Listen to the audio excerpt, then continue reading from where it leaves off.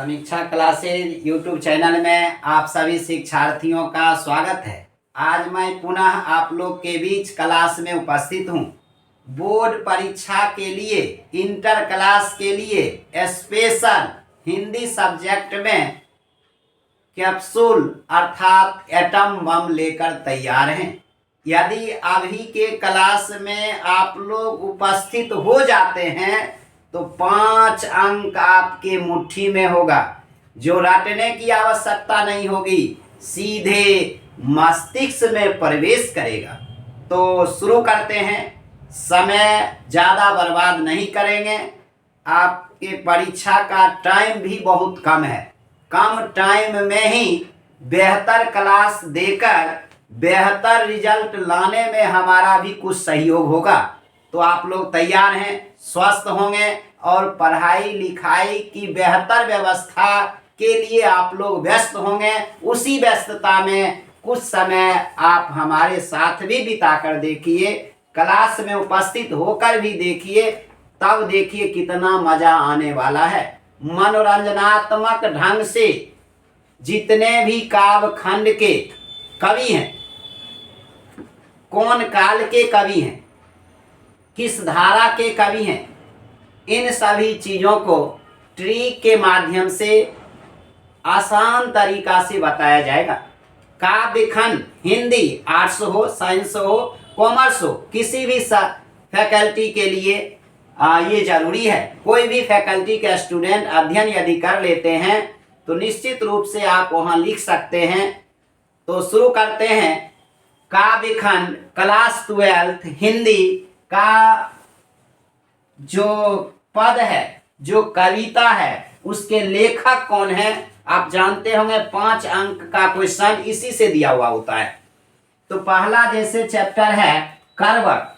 करवक के लेखक अगर पूछ देगा तो जवाब देंगे मलिक मोहम्मद जैसी, जायस के रहने वाले जैसी। करवक वह छंद होता है जिसमें दोहा एवं चौपाई दोनों होता है। दोहा 2 पद वाला, चौपाई 4 पद वाला। दोहा और चौपाई मिलाकर तैयार किया जाता है करवक। उसके बाद है पद सूरदास। एक पद ऐसा है जिसके लेखक हैं सूरदास, एक पद फिर है जिसके लेखक हैं तुलसीदास, एक है छप्पे जो है नाभादास। ये 13 चैप्टर आपके सामने जो लिखा हुआ है उसमें हमें जानना है तुलसीदास कौन काल के कवि हैं, कौन धारा के कवि हैं। सुभद्रा कुमारी चौहान कौन काल के कवित्री हैं। इन सभी चीजों को जानने के लिए हम ट्रिक तैयार किए हैं, जो परीक्षा हॉल में जब प्रवेश कीजिएगा तो ये चेहरा पर आपका जो है, आपके रूम में जो है प्रतिबिंब बनते नजर आएगा। करवक की लेखक की यदि बात करेंगे तो मलिक मोहम्मद जैसी हूँ। पद्मावत के लेखक भी अवधी भाषा में पद्मावत की रचना किए। प्रेम की पीर कवि मलिक मोहम्मद जैसी को भी कहा जाता है। जैसे घनानंद को कहा जाता है प्रेम की पीर कवि, उसी प्रकार मलिक मोहम्मद जैसी को भी। अब यहाँ 2 पद है, एक में कृष्ण का चर्चा होगा। आप जानते होंगे सूरदास कृष्ण के भक्त हैं और तुलसीदास की बात करते हैं तो ये राम भक्त हैं, रामचरितमानस के रचनाकार हैं। और ये सूरसागर सुरसावली के रचनाकार सूरदास हैं। तो पहला देख रहे हैं करवक और जिसके लेखक हैं मलिक मोहम्मद जैसी, जो जायस के रहने वाले हैं। करवक के लेखक कौन है? मलिक मोहम्मद जैसी। अब ये पद में सूरदास का जो पद है उसमें कृष्ण को उठने की सूचना दी जा रही है। इसका मतलब कृष्ण शाखा के कवि हैं। और ये तुलसीदास जिनका बचपन का नाम ही राम बोला हो, जन्म लिए उसी समय इनके मुख से राम शब्द निकल गया। जिस समय जन्म लिए उसी समय मुंह में 32 गो दांत था। 12 महीना में इनका जन्म हुआ तो राम शब्द अपने इनका ही राम बोला नाम है, तो राम के भक्त हैं, राम शाखा के कवि हैं। और अगर छप्पे नाभादास की बात करते हैं तो ये चारों कवि हमारे जो हैं, 4 कवि ये हैं हमारे भक्ति काल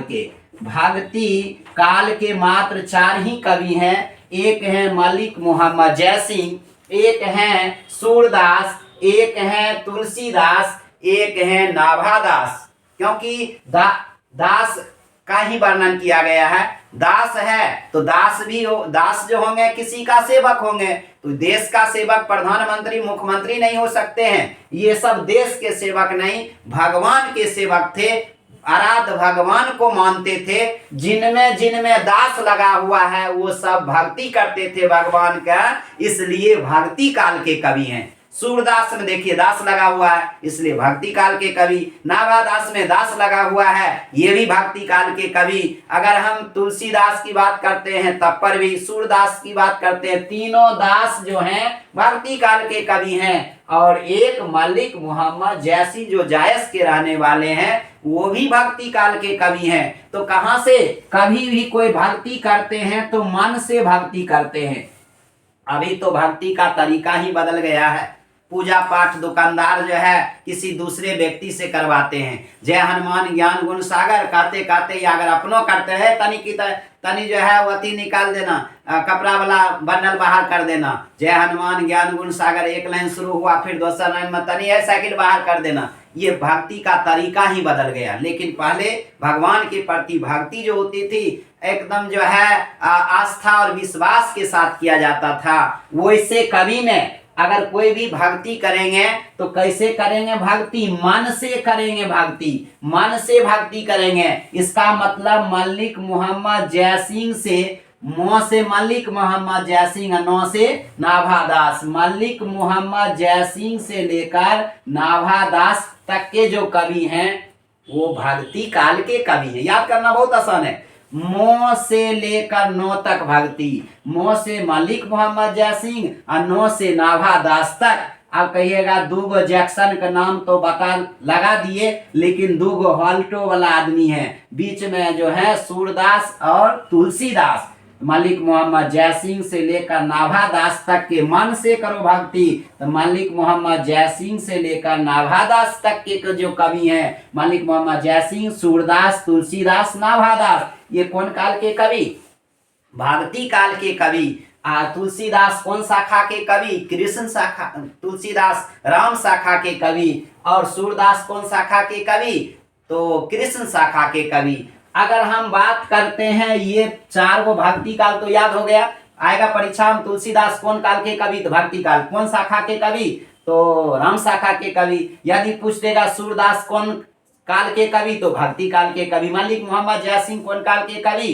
तो आप जवाब दे दीजिएगा भक्ति काल के कवि। नाभादास कौन काल के कवि? तो भक्ति काल के कवि। तो मो से लेकर नौ तक मन से भक्ति, तो मलिक मोहम्मद जयसिंह, सूरदास, तुलसीदास, नाभादास भक्ति काल के कवि। अगर हम ये 6 गो नीचे अगर एक बार ध्यान कर लेते हैं तो ये हो जाते हैं हमारे आधुनिक काल के कवि। कौन काल के कवि? आधुनिक काल के कवि। आप बेचारा देखिए एक बचन है, ये अकेले हैं इसलिए इनको घर में किसी से नहीं बनता था। ये कहा ने हम भक्ति काल में रहेंगे ना आधुनिक काल में रहेंगे। तो ये एक ही कवि हैं भूषण, जो कवित्व की रचना किए हैं, छत्रसाल की चर्चा किए हैं और जो है छत्रपति शिवाजी की चर्चा किए हैं। कवित्व के रचनाकार हैं भूषण, कवित्व के रचनाकार हैं भूषण, जो रीति काल के कवि हैं। रीति काल के अगर कवि की बात करते हैं तो एक ही कवि हैं भूषण। बताइए आप पूरे किताब का 13वां पद भाग यानी काव्य खंड का काल यदि का याद करना हो तो सबसे आसान 4 गो चैप्टर भक्ति काल के लेखक जो हैं मलिक मोहम्मद जयसिंह, सूरदास, नाभादास, तुलसीदास। एक ही कवि हैं जो समाज में भी नहीं बनता था, घर में भी नहीं बनता था, किसी के साथ इनका बनाव नहीं था। ये सब अलगे हो गए, सब काल से अलग। ये रीति काल के कवि छत्रसाल के तलवार की चर्चा किए थे और वीर छत्रपति शिवाजी की वीरता का वर्णन करने वाले कवित्व में जो है भूषण एक ही रीति काल के कवि हैं। और शेष जयशंकर प्रसाद जो तुमुल कोलाहल कला में लिखे, जयशंकर प्रसाद आधुनिक काल के कवि। सुभद्रा कुमारी चौहान आधुनिक काल के कवि। कवित्री शमशेर बहादुर सिंह आधुनिक काल के कवि। गजानन माधव मुक्तिबोध, जन जन का चेहरा एक, गजानन माधव मुक्तिबोध गजानन माधव मुक्ति बोध, ये हमारे हैं आधुनिक काल के कवि। रघुवीर सहाय आधुनिक काल के कवि। विनोद कुमार शुक्ल आधुनिक काल के कवि। अशोक वाजपेयी आधुनिक काल के कवि। ज्ञानेंद्र पति आधुनिक काल के कवि। बताइए, अगर कोई भी काल की बात आ जाए तो सीधे दिमाग में प्रवेश रहेगा, एक ही कवि की याद रखेंगे। अलग थे रीति काल के कवि जो हैं भूषण, कहाँ कवित्व के रचनाकार भूषण हैं, छत्रपति शिवाजी का वर्णन करने वाले, छत्रसाल की तलवार का वर्णन करने वाले रीति काल के कवि। अगर कहेगा तुलसीदास कौन काल का, दास लगा हुआ तुरंत लगा दीजिएगा, ठीक। भक्ति काल का सूरदास भक्ति काल, नाभादास भक्ति काल, सुभद्रा कुमारी चौहान, पांच को याद कीजिए और सब सीधा जो पद भाग में जो भी आएगा, अशोक वाजपेयी आए, रघुवीर सहाय आए, सब चीज में आप आधुनिक काल लगाइए। आप कहिएगा सर ये सब चैप्टर, ये सब तो एक करवक यादें हो गया होगा मलिक मोहम्मद जयसिंह। अब जहां तक बात है ये सब चैप्टर के सर केना हम याद रखबे लेखक के छे, ये भी याद करना आसान है। अब तो सुनिए, अब जैसे पहले एगो नीचे से हम शुरू करते हैं, गांव का घर। गांव का घर, गांव का घर अब गांव जैसे नहीं रहा। गांव में जो प्रेम था, जो सहयोग की भावना थी, वो खत्म हो गया। गांव में आप मूर्ख लोग नहीं रह सकते हैं, जो ज्ञानों में पति होंगे, जो ज्ञानों में राजा होंगे। इसलिए गांव का घर शीर्षक के लेखक हो जाएंगे ज्ञानेंद्र पति। गांव में वही लोग रह सकते हैं जो ज्ञानी हो गए। जमीन विवाद चलेगा, इकट्ठी चलेगा, कपारपोड़ी चलेगा, वो जो ज्ञान के पति होंगे वो होंगे ज्ञानेंद्र पति। और गांव का घर शीर्षक के लेखक होंगे ज्ञानेंद्र पति। बताइए, भूलिएगा, गांव के घर शीर्षक के लेखक हैं ज्ञानेंद्र पति। अब जहां तक हार जीत की बात है, देखिए, एक है हार, एक है जीत। पूछेगा हार जीत कौन समास है, आप तो जानते हैं, चार थे द्वंद्व, हार और जीत द्वंद्व समास है। कहेगा हार जीत शीर्षक के लेखक कौन है, बताइए, हारता है कौन? एक तो युद्ध में हारता जीतता है, और देश में नेता लोग हारते जीतते हैं वोट के माध्यम से। हार और जीत प्रतिनिधियों का होता है, जिसमें एक अटल बिहारी वाजपेयी थे, भाजपा के नेतृत्व किए थे, देश के प्रधानमंत्री बने थे, और 80-85 साल में कुमारे बेचारा मर गए, और उन्होंने जय जवान जय किसान जय विज्ञान कहकर गए थे। तो अटल बिहारी वाजपेयी थे। यहाँ हार जीत की बात नेता लोग करते थे, अटल बिहारी वाजपेयी, यहाँ है अशोक वाजपेयी। हार जीत शीर्षक के लेखक कौन है? अशोक। गांव का घर ज्ञानेंद्र पति, हार जीत शीर्षक के लेखक अशोक वाजपेयी। अब है प्यारे नन्हे बेटे को, विनोद कुमार शुक्ल। बहुत ही याद करना आसान है। प्यारे नन्हे बेटे को, माने बेटे को कंधे पर बैठाकर विनोद कुमार शुक्ल पूछते हैं, बेटी से बताओ कहाँ कहाँ लोहा है। तो प्यारे नन्हे बेटे को लेखक हैं विनोद कुमार शुक्ल। अधिनायक, अधिनायक किसे कहेंगे? जो देश में सत्ताधारी वर्ग के लोग हैं। तानाशाह शासक है, तानाशाह वही हो सकता है जिस पर रघुवीर जी का सहाय होगा, राम का सहाय होगा।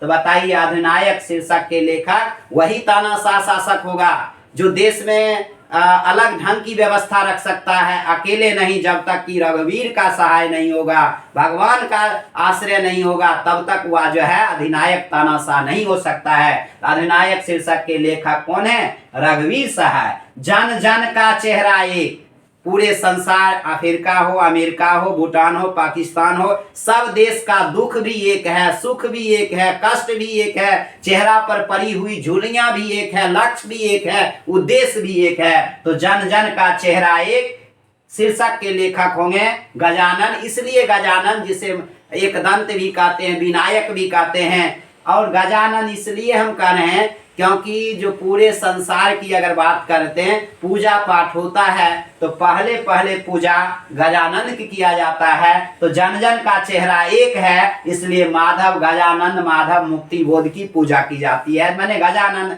माने ट्रिक है, इससे वास्तविकता से कोई मतलब नहीं, आपको याद करने के लिए ट्रिक बता रहे हैं। तो बताइए, जन जन का चेहरा एक शीर्षक के लेखक हैं गजानन माधव मुक्ति बोध। उषा काल, उषा काल गजब का चैप्टर। उषा काल किस काल को कहते हैं? सूर्य उदय से पहले का जो समय होता है, जब तक सूर्य का उदय न हुआ, आकाश में लालिमा छाए हुए देखते होंगे, वो उषा काल कहते हैं। और अभी समय, ठंड के समय, दिसंबर माह में उषा काल में वही व्यक्ति उठ सकते हैं जो शमशेर बहादुर सिंह होंगे, माने जो बहादुर व्यक्ति होंगे वही उठ सकते हैं उषा के समय में। जनरल आदमी तो नींदों नहीं टूटता है, गर्मियों के समय में, ठंडी में तो उतना बड़ा मुश्किल है। तो जो शमशेर होंगे, जो बहादुर होंगे, सिंह के समान होंगे, इसलिए उषा शीर्षक के लेखक हो सकते हैं शमशेर बहादुर सिंह। अब है पुत्र वियोग। पुत्र की मृत्यु होने पर पिता को उतना कष्ट तो होता है लेकिन वियोग में नहीं जाता है। जब स्त्रियां होगी वही वियोग में जा सकती है। पुत्र के मृत्यु के पश्चात 10 साल तक, 20 साल तक उसके मन में वो कष्ट पीड़ा हमेशा खटकते रहता है। वह किसी पुरुष को नहीं हो सकता है। इसलिए कवित्री है कौन? सुभद्रा कुमारी चौहान। और पुत्र वियोग शीर्षक की कवित्री कौन है? क्योंकि महिलाएं हैं, क्योंकि इनमें ही पुत्र का वियोग हो सकता है। तो पूरे शीर्षक में एक ही कवित्री है महिला, जो सुभद्रा कुमारी चौहान। पुत्र का रिश्ता बेटा के साथ, किसके साथ? बेटा के साथ मां का होता है। इसलिए पुत्र वियोग शीर्षक के लेखक सुभद्रा कुमारी चौहान। तुमुल कोलाहल कला में, माने अगर संसार के लोग झगड़ा करते रहते हैं, कला करते रहते हैं, तो वहां से जय जयकार करते हुए शंकर जी आते हैं और झगड़ा खत्म करने का प्रसाद देकर चले जाते हैं। इसलिए तुमुल कोलाहल कला में शीर्षक के लेखक अगर झगड़ा में है, कला कर रहा है, तो जय शंकर जी का अवतार होता है और उसे प्रसाद खिलाकर जो है खत्म करते हैं। माने तुमुल कोलाहल कला में शीर्षक के लेखक हैं जय शंकर प्रसाद। बताइए आप पूरे शीर्षक याद हुआ या नहीं? अब हम यहाँ खड़ा होते हैं और देखिए आपके दिमाग में बैठा हुआ होगा। आप कॉपी लेकर बैठिए और लिखना शुरू कीजिए। क्वेश्चन करेंगे, आप स्वयं जवाब दीजिएगा। प्यारे नन्हे बेटे को, जो 10वां में मछली चैप्टर पढ़े होंगे, नरेन के बारे में जाने होंगे, संतु के बारे में जाने होंगे, वही विनोद कुमार शुक्ल हैं। प्यारे नन्हे बेटे को शीर्षक के लेखक विनोद कुमार शुक्ल।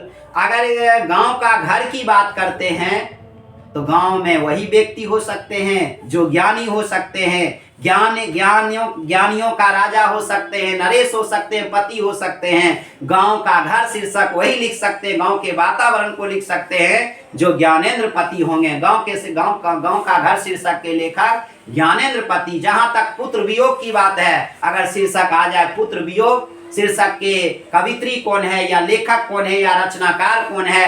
पुत्र का रिश्ता ज्यादा माँ के साथ होता है और पुत्र वियोग ज्यादा कष्ट जो है माँ पिता को नहीं, माँ को होती है। और वो इसलिए लेखक हैं सुभद्रा कुमारी चौहान। अगर हम अधिनायक की बात करते हैं, अधिनायक वही हो सकता है, शासन में तानाशाह शासक वही हो सकता है जिस पर रघुवीर जी का सहाय होगा। तो लेखक कौन है? रघुवीर सहाय। अगर तुमुल कोलाहल कला में, यदि तुम कला में रहते हो, अशांत रहते हो, झगड़ा में रहते हो, झगड़ा करते हो, तो शिव जी को कहा जाता आदि गुरु हैं।